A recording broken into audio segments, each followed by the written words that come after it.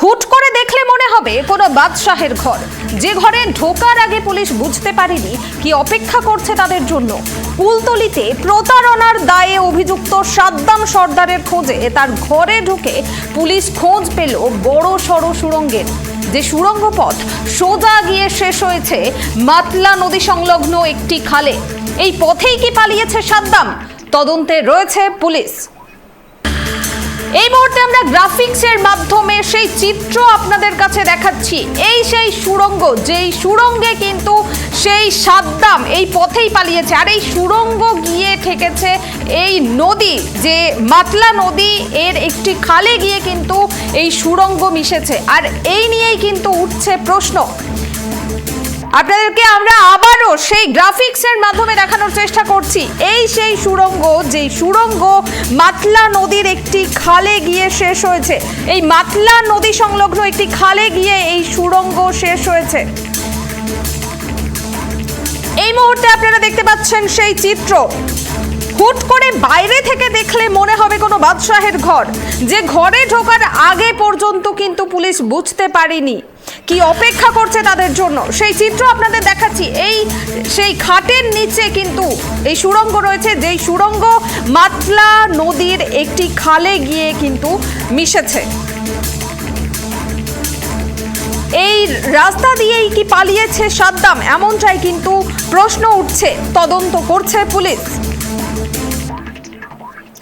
আপনাদের জানিয়ে রাখবো, কুলতলিতে প্রতারণার ঘটনায় অভিযুক্ত এই সাদ্দাম সর্দার, তার খোঁজেই তার ঘরে ঢুকে পুলিশের চক্ষু চড়ক গাছ।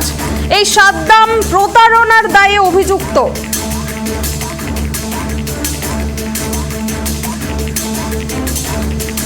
ঘটনার বিষয়ে বিস্তারিত বিবরণ জানবো আমরা। টেলিফোন লাইনে রয়েছেন ট্রাইব টিভির প্রতিনিধি গোপাল। গোপাল, এই যে অভিযুক্ত সাদ্দাম সর্দার, তার খোঁজে গিয়ে পুলিশ দেখতে পায় তার ঘরে রয়েছে একটি সুড়ঙ্গ, যা দেখে চক্ষু চড়ক গাছ পুলিশের। কি জানা যাচ্ছে বিস্তারিত জানাও আমাদের। দেখো পুনমি, তোমাকে একটা খবর বলবো। তুমি তো জেনে গেছো এখন কুলতলি হচ্ছে সবার নজরের, সময়ের আলোচনার বিষয়। এই কুলতলিতে সুড়ঙ্গ রয়েছে একটা সাধারণ মানুষের বাড়ি। সাধারণ মানুষকে বিগত দিনে সোনা পাচার চক্রের সঙ্গে জড়িত থাকার কারণে বেশ কয়েকবার জেল খেটেছে সেই সাদ্দাম সর্দারের বাড়িতে একটা সুড়ঙ্গ পাওয়া গেছে।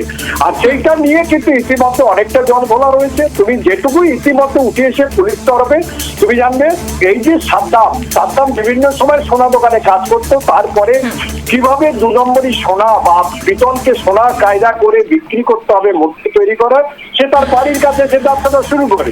তার সঙ্গে গ্রামের 3টি লোক তাদের সহযোগিতা করে। তার মধ্যে রয়েছে তার দুটি ভাই রয়েছে, সাদ্দামের ভাই শাহরুল, শাহজাহান সর্দার এবং আয়েদ আলী মোল্লা।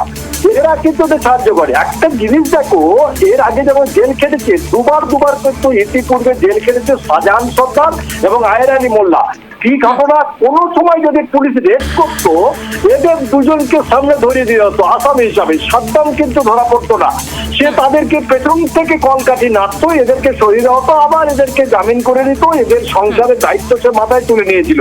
এমন একটা রাজকীয় ঘটনা ওখানে কিন্তু ঘটছিল। সব থেকে আশ্চর্যের বিষয়, গতকালের যে ঘটনা ঘটে, যখন পুলিশ রেডে যায়, মহিলারা কিন্তু তাদের সামনে এসে পুলিশের সামনে যখন কথা বলে, তখন পেছন থেকে যেটুকু ইতিমধ্যে পুলিশ সূত্রে খবর, তার ভাই যে রয়েছে শাহরুল, সে কিন্তু এসআই এর মাথায় রিভলভার ঢাকায়, এবং ঢাকাবার পরে যখন সবাই বলতে সন্তুষ্ট হয়, তখন সেই সুযোগ বুঝে সবাই পালিয়ে যায়। ঢাকা আওয়াজ করে গুলি। এমন একটি ঘটনা ঘটে। ঘটার পর কিন্তু পুলিশ ছত্রভঙ্গ হয়। পরে মহিলা দুজনকে গ্রেপ্তার করলে আজ তাদের 14 দিনের পুলিশ হেফাজত নেবার জন্য আদালতে তুলেছে। তবে এখনো পর্যন্ত আদালতে রায় হয়নি।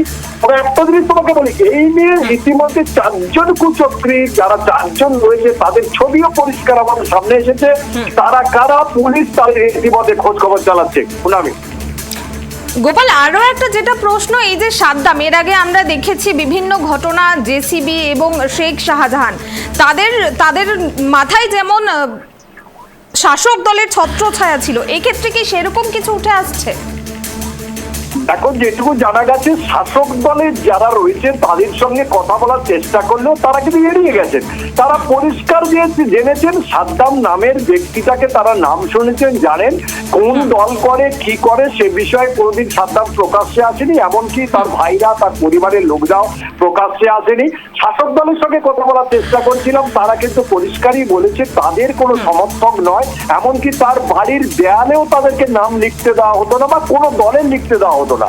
সেই পরিস্থিতির মধ্যে করা হচ্ছে কোনো দল তার দায়িত্ব নিতে যাচ্ছে না, গা ছাড়া ভাব। তারা ভাবছে কোনো দল ইতিমধ্যে গা ছাড়া দিয়েছে যে সাদ্দাম তাদের কোনো লোক নয়, এলাকার যে নাগরিক কোথায় ভোট দেয় তারা জানে না। ধন্যবাদ গোপাল। এই মুহূর্তে সাদ্দাম এই নামটা নিয়ে কিন্তু চর্চার কেন্দ্রবিন্দুতে রয়েছে। এই সাদ্দাম নামটা আমরা এর আগে দেখেছি শেখ শাহজাহান এবং জেসিবির মতো নাম সামনে উঠে এসেছে। এরপর নতুন ত্রাস এই সাদ্দাম। সবার মনে একটাই প্রশ্ন, কে এই সাদ্দাম? আপনাদের জানিয়ে রাখবো, এই সাদ্দামকে ধরতেই সোমবার কুলতলির পয়তারাহাটে তল্লাশি অভিযান চালায় পুলিশ এবং সেই সময় পুলিশকে লক্ষ্য করে গুলি চালানোর অভিযোগ ওঠে এই সাদ্দামের বিরুদ্ধে। পুলিশের কাছে খবর ছিল পয়তারাহাটে মূর্তি ও সোনা পাচার চক্র সক্রিয় ছিল।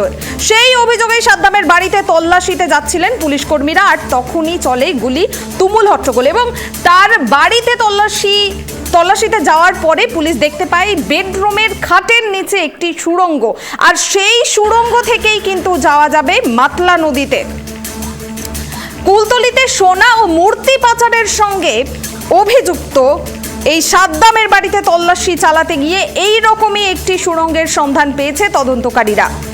চিত্রটা এমন, বাড়ির বেডরুমের খাটের নিচে সুড়ঙ্গ, সেই সুড়ঙ্গ খাল বেয়ে চলে গিয়েছে নদীতে, কিন্তু বাড়ির নিচে সুড়ঙ্গ কেন উঠছে প্রশ্ন। এই সেই সাদ্দাম সর্দার, এই ব্যক্তিকে ধরতেই সোমবার কুলতলির পয়তারাহাটে তল্লাশি অভিযান চালায় পুলিশ। সেই সময় পুলিশকে লক্ষ্য করে গুলি চালানোর অভিযোগ ওঠে। পুলিশের কাছে খবর ছিল পয়তারাহাটে মূর্তি ও সোনা পাচার চক্র সক্রিয়। সেই অভিযোগেই সাদ্দামের বাড়িতে তল্লাশিতে যাচ্ছিলেন পুলিশ কর্মীরা, আর তখনই চলে গুলি, তুমুল হট্টগোল শুরু হয়। আর সেই ফাঁকেই গায়েব হয়ে যান সাদ্দাম ও তার ভাই। দুই মহিলাকে গ্রেপ্তার করেছে পুলিশ। এরপর রাতেই সাদ্দামের বাড়িতে তল্লাশি অভিযানে যায় পুলিশ। বেডরুমের খাট সরাতেই সুড়ঙ্গের রহস্য ভেদ হয়। সুড়ঙ্গ কংক্রিটের, লোহার গেট। সাদ্দামের বাড়ির সুড়ঙ্গ মিলছে খালের সঙ্গে, আর সেই খাল মিলেছে মাতলা নদীর সঙ্গে। তদন্তকারীরা মনে করছেন এই সুড়ঙ্গের সঙ্গে জড়িয়ে দক্ষিণ 24 পরগনার নকল সোনার মূর্তি বিক্রির চক্র। জেলা পুলিশের কাছে অভিযোগ আসে নদিয়ার এক ব্যবসায়ীকে নকল সোনার মূর্তি দিয়ে 12 লক্ষ টাকা আত্মসাৎ করেছেন সাদ্দাম সরকার ও তার ভাই। আর সেই ঘটনার তদন্তে নেমেই গুলি খেতে হয় পুলিশকে। এবং বেডরুমে সুড়ঙ্গ দেখে সকলেই অবাক হয়েছেন তদন্তকারীরা। সাদ্দামকে তারা চাষাভূষো হিসেবে জানে, সাদ্দামকে কিন্তু এলাকার মানুষজন সাধারণ মানুষ হিসেবেই জানেন, জমিতে চাষ করতে দেখেছেন। কিন্তু সাদ্দামের আসল পেশার পরিচয় জেনে কিন্তু এখন সকলেই অবাক হচ্ছেন।